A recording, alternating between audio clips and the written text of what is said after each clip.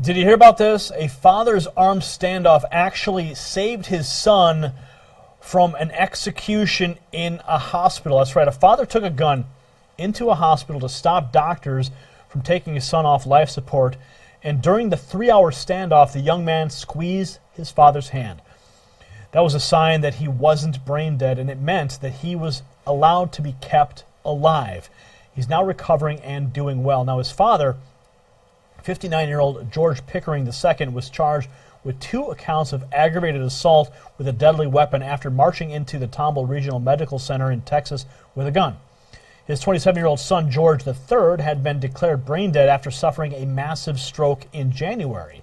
After doctors declared there was no more hope for him, they ordered a terminal wean, whereby life support is slowly withdrawn to end a life.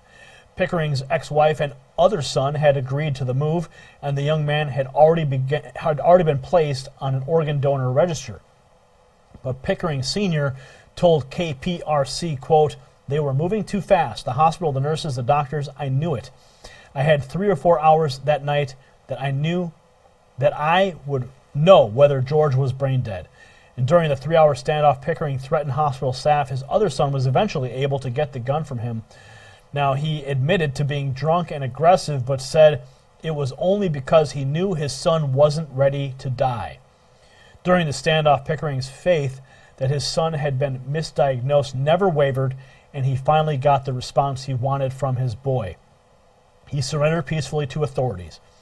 And during that 3 hours, George squeezed my hand 3 or 4 times on command, he said. His son later came out of his coma and is now fully recovering. The charges against Pickering were eventually reduced, and he was released earlier this month. His son said, quote, "There was a law broken, but it was broken for all the right reasons. I'm here now because of it. It was love. It was love."